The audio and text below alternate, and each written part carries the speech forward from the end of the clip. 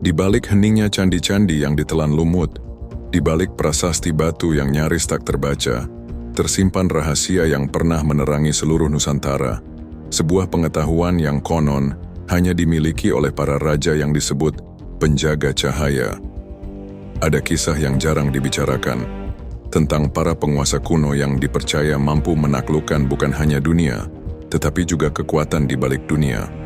Mereka bukan sekadar pemimpin politik atau panglima perang, melainkan sosok yang diyakini memahami ilmu cahaya, sebuah pengetahuan spiritual yang memberi mereka kemampuan untuk berhubungan langsung dengan energi ilahi. Konon, para raja ini mampu membaca tanda-tanda alam, berkomunikasi dengan langit, bahkan mengubah nasib kerajaannya melalui kekuatan kesadaran dan getaran cahaya. Cahaya yang mereka kuasai bukanlah sinar biasa, melainkan nur pengetahuan, energi suci yang memancar dari keselarasan antara hati, alam, dan Sang Pencipta. Namun, seiring berjalannya waktu, ilmu ini menghilang dari catatan sejarah, tertutup oleh perang, politik, dan zaman yang kian materialistis. Yang tersisa hanyalah simbol-simbol, ukiran pada batu, mantra dalam naskah kuno, dan legenda yang dianggap mitos oleh generasi modern. Dalam video ini kita akan menyingkap tabir rahasia itu, menelusuri bagaimana ilmu cahaya ini dahulu dijaga oleh para raja Nusantara, bagaimana pengetahuan itu membentuk kejayaan mereka, dan mengapa akhirnya tersembunyi dari pandangan dunia. Kita akan menggali makna tersembunyi di balik arsitektur sakral, naskah-naskah mistik, dan filosofi kehidupan yang diwariskan turun-temurun. Dan mungkin, di antara kata dan simbol itu, kita akan menemukan jejak yang menghubungkan masa lalu dengan kesadaran manusia masa kini. Sebelum kita melangkah lebih jauh, tekan tombol subscribe, like, dan bagikan video ini agar semakin banyak orang ikut dalam perjalanan ini. Tulis juga di kolom komentar, apakah cahaya ini masih menyinari kotamu? Mari kita lihat sejauh mana getaran ilmu cahaya Nusantara ini masih hidup hingga hari ini. Karena bisa jadi, rahasia para raja itu tidak pernah hilang, hanya menunggu untuk ditemukan kembali oleh mereka yang siap melihat dengan mata hati. Jika kita menelusuri jejak sejarah Nusantara dengan mata batin yang terbuka, kita akan menemukan bahwa hampir setiap kerajaan besar di tanah ini memiliki satu benang merah yang sama, hubungan mendalam antara kekuasaan, spiritualitas, dan cahaya. Dalam naskah-naskah kuno seperti Serat Dewa Ruci, Negara Kertagama, dan prasasti-prasasti dari masa Sriwijaya hingga Majapahit, para raja sering digambarkan bukan hanya sebagai penguasa dunia, tetapi juga sebagai titah wahyu, manusia yang mendapatkan pencerahan dari langit. Mereka disebut Ratu Adil, Sang Hyang, atau Sri Maharaja, gelar yang bukan sekadar status politik, tetapi juga penanda tingkat kesadaran spiritual yang tinggi. Cahaya, dalam konteks ini, bukanlah cahaya fisik. Ia adalah simbol dari pengetahuan yang murni, kesadaran yang mampu menembus kegelapan batin dan kebodohan duniawi. Dan para raja diyakini telah mencapai titik keseimbangan antara kekuasaan lahiriah dan penerangan batiniah. Mereka tidak memerintah hanya dengan hukum, tetapi dengan getaran nurani yang dipercaya mampu mempengaruhi rakyat dan bahkan alam semesta itu sendiri. Beberapa catatan spiritual kuno menyebut bahwa sebelum naik tahta, seorang raja harus melalui ritual penyucian diri, laku tapa brata, di mana ia belajar menundukkan ego, mengolah napas, dan membuka pusat-pusat cahaya dalam tubuhnya. Ilmu ini disebut dengan banyak nama: sakti, tenaga dalam, ilmu nurani, hingga cahaya batin. Namun hakikatnya satu, kesadaran yang selaras dengan kehendak Tuhan. Bahkan dalam relief di Candi Sukuh dan Candi Penataran, terdapat simbol-simbol yang menggambarkan perjalanan manusia menuju pencerahan, dari kegelapan menuju cahaya, dari dunia bawah menuju dunia atas. Seolah arsitektur itu sendiri adalah kitab yang berbicara tanpa kata, menyimpan rahasia perjalanan batin yang hanya bisa dibaca oleh mereka yang mengerti bahasa simbol. Namun, ketika kolonialisme datang dan modernitas menenggelamkan nilai-nilai spiritual, ilmu cahaya perlahan hilang dari nalar bangsa ini.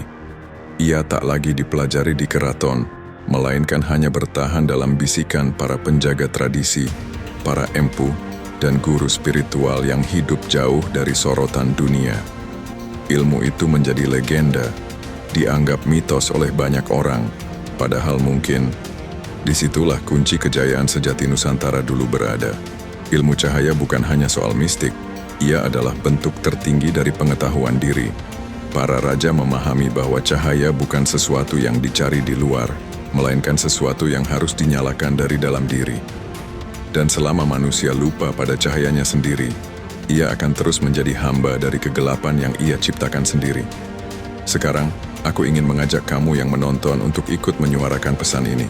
Tulis di kolom komentar, dari kota mana kamu menonton video ini, dan apakah cahaya Nusantara ini masih terasa di sana?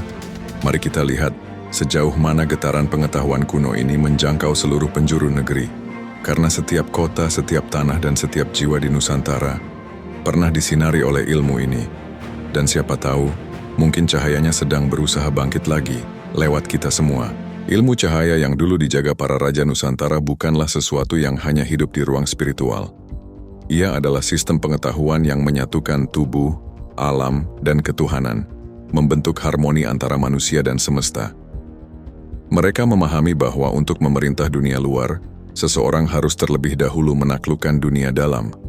Dalam naskah-naskah kuno, seperti Smaradahana, Kakawin Arjuna Wiwaha, hingga teks rahasia keraton, disebutkan bahwa seorang raja sejati harus memiliki 3 kekuatan: cahaya pikiran, cahaya hati, dan cahaya nafas.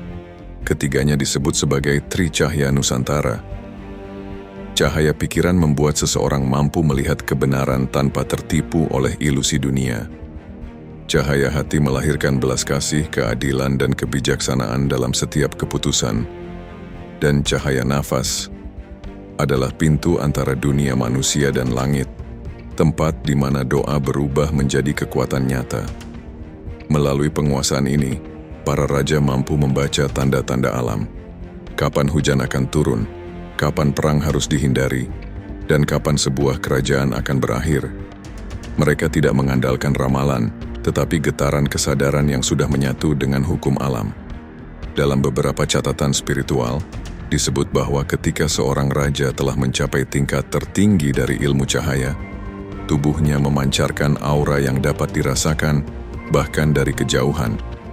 Rakyat menggambarkannya sebagai raja yang bercahaya. Bukan karena kemewahan, tetapi karena pancaran ketenangan dan kedamaian dari dirinya. Namun seiring waktu, rahasia ini mulai pudar. Bukan karena ia hilang, tapi karena manusia berhenti mencarinya. Ketika kekuasaan lebih dihargai daripada kebijaksanaan, ketika cahaya batin digantikan oleh cahaya duniawi, maka ilmu itu menutup dirinya. Para guru cahaya, para empu, dan penjaga ilmu batin mulai menyembunyikan ajarannya di balik simbol, mantra, dan ritual yang hanya dipahami oleh sedikit orang. Beberapa kalangan menyebut bahwa sisa-sisa ilmu cahaya ini masih hidup dalam tradisi seperti ilmu kebatinan Jawa, Sufi Nusantara, atau Tapa Ngelembana, praktik di mana seseorang mencari keheningan total untuk kembali mengenali dirinya. Disitulah, menurut ajaran kuno, cahaya sejati mulai menyala kembali. Yang menarik, banyak simbol kerajaan Nusantara memiliki makna terselubung terkait cahaya. Lambang Surya Majapahit misalnya, bukan sekadar simbol matahari. Ia melambangkan nur ilahi yang menerangi segala penjuru, tanda bahwa seorang raja harus menjadi sumber pencerahan bagi rakyatnya. Begitu pula mahkota raja yang berbentuk segitiga, menggambarkan hubungan antara langit, manusia, dan bumi. Titik pusatnya adalah cahaya kesadaran. Maka tak heran bila sebagian spiritualis modern percaya bahwa rahasia kejayaan Nusantara bukan pada senjata, bukan pada strategi perang, melainkan pada ilmu cahaya yang menyatukan manusia dengan hukum langit. Dan disinilah letak paradoksnya, ilmu ini tidak benar-benar hilang. Ia bersembunyi di dalam setiap manusia yang bersedia menyucikan diri, menenangkan pikiran, dan membuka hatinya terhadap sumber cahaya sejati. Cahaya itu bukan milik para raja saja. Ia adalah warisan bangsa ini. Dan setiap kali ada satu jiwa yang berani menyalakannya kembali, maka sesungguhnya Roh Nusantara sedang bangkit dari tidurnya. Banyak orang mengira ilmu cahaya hanya milik para raja, empu, atau pertapa di masa lalu. Padahal hakikatnya, setiap manusia memiliki sumber cahaya itu di dalam dirinya. Yang membedakan hanyalah siapa yang mau menyalakannya dan siapa yang membiarkannya padam. Para raja Nusantara memahami bahwa untuk menjadi terang bagi dunia, seseorang harus lebih dulu menyalakan cahaya dalam dirinya. Dan ilmu itu bukan sekadar teori, tetapi latihan yang dapat diterapkan siapapun, dimanapun. Mari kita bahas beberapa prinsip dan latihan sederhana yang diwariskan dari laku para penjaga cahaya, agar energi kuno itu bisa dihidupkan kembali dalam kehidupan modern kita. 1. Menjernihkan pikiran. Cermin cahaya. Raja-raja dahulu memulai hari dengan menyepi sejenak sebelum mengambil keputusan. Mereka mempraktikkan keheningan batin, bukan untuk lari dari dunia, tapi untuk melihat dunia dengan jernih. Caranya sederhana. Duduk tenang, pejamkan mata. Tarik napas dalam-dalam lalu hembuskan perlahan. Ucapkan dalam hati, "Ya cahaya, jernihkan pandanganku sebagaimana engkau menjernihkan langit." Latihan ini, jika dilakukan rutin setiap pagi, akan melatih pikiran agar tidak mudah dikaburkan oleh emosi, berita, atau godaan dunia. Karena pikiran yang jernih adalah wadah utama bagi cahaya untuk memancar. 2. Menyucikan hati. Cahaya nurani. Dalam tradisi Jawa kuno, hati disebut batin sejati, tempat bersemayamnya cahaya ilahi. Ketika hati kotor oleh iri, marah, atau kesombongan, maka cahaya itu tertutup seperti matahari di balik kabut. Latihan yang diwariskan sangat sederhana, namun dalam. Setiap kali merasa marah atau kecewa, tahan sebentar sebelum bereaksi. Ucapkan dalam hati, "Hamba tidak ingin gelap, terangilah aku dengan kasih-Mu." Para raja percaya, kekuatan sejati bukan pada siapa yang bisa menguasai orang lain, tetapi siapa yang mampu menaklukkan hatinya sendiri. Semakin bersih hatimu, semakin terang aura yang terpancar darimu. 3.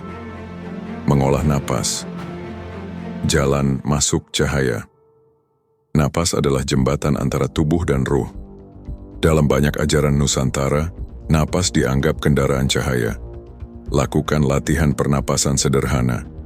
Tarik napas pelan lewat hidung, tahan 4 detik, lalu hembuskan perlahan lewat mulut. Saat menarik napas, bayangkan cahaya putih masuk ke dada. Saat menghembuskan, bayangkan semua kegelapan keluar bersama udara. Jika dilakukan dengan niat yang tulus dan kesadaran penuh, tubuh akan terasa ringan, pikiran tenang, dan getaran energi di sekitarmu mulai berubah. Itulah tanda bahwa cahaya di dalam diri mulai aktif. 4. Bertindak dengan kesadaran. Menjadi cahaya di dunia.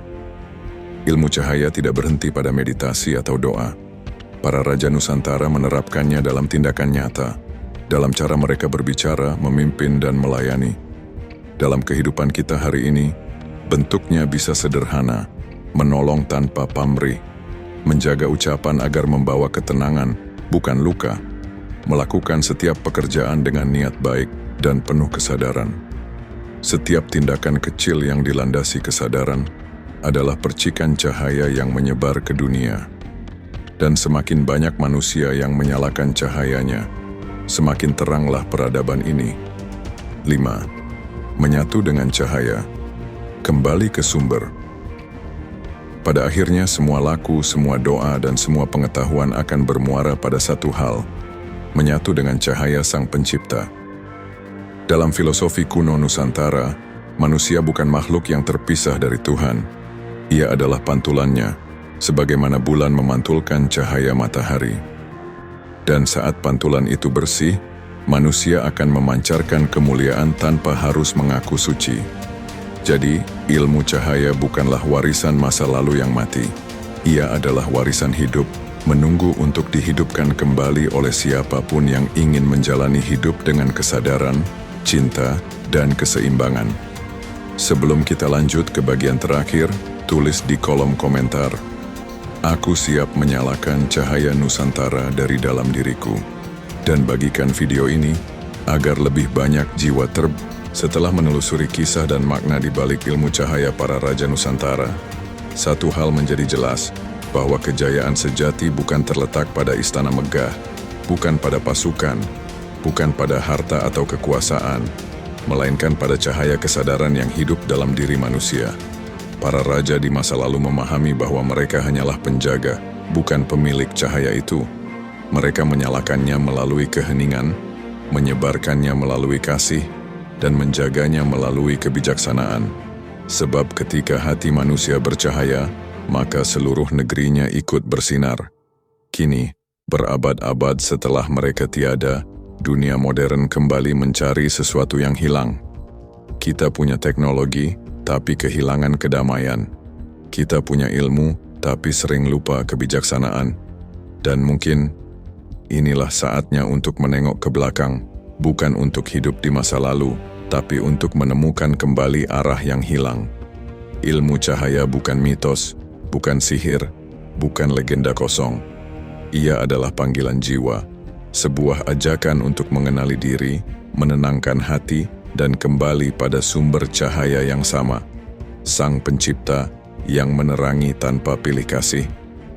Selama masih ada satu manusia yang mau menyalakan cahaya di dalam dirinya, maka sejatinya warisan para Raja Nusantara belum punah.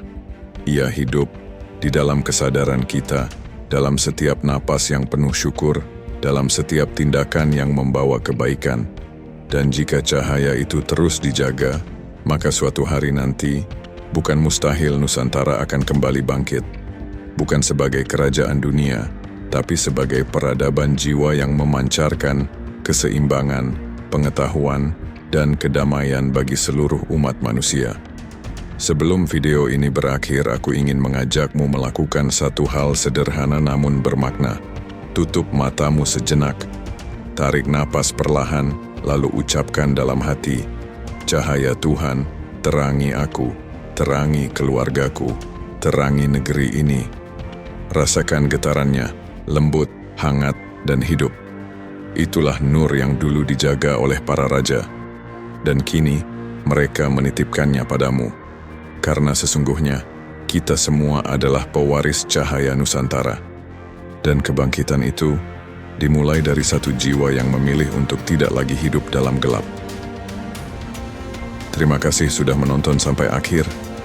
Jika kamu merasakan sesuatu dari kisah ini, tekan tombol subscribe, like, dan bagikan video ini agar lebih banyak orang terbangun dan mengingat jati dirinya sebagai anak bangsa bercahaya. Dan jangan lupa tulis di kolom komentar, "Aku penerus cahaya Nusantara." Sampai jumpa di video berikutnya, di mana kita akan menyingkap satu lagi rahasia kuno dari tanah leluhur yang penuh misteri dan kebijaksanaan.